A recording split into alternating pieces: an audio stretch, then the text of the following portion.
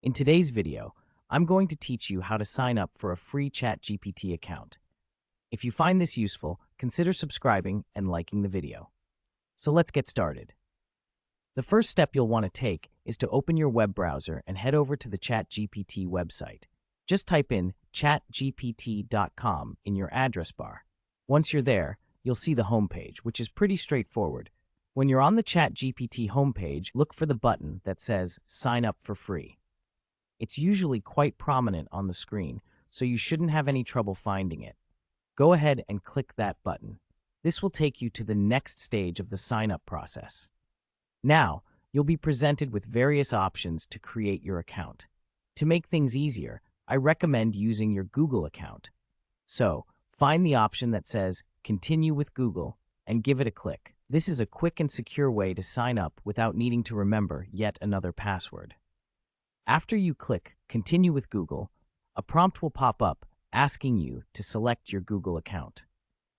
You may have several accounts linked to your device, so choose the one you'd like to use for your new ChatGPT account. Once you select your account, you may be asked to grant permissions. Just follow the on-screen instructions to allow access. Then, if everything goes smoothly, you'll be signed in. This means you're officially on your way to using ChatGPT. Once you're in, take a moment to explore the interface.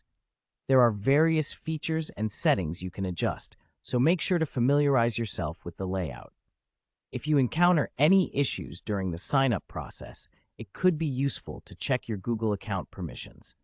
Sometimes there can be settings that restrict third-party applications from accessing your account.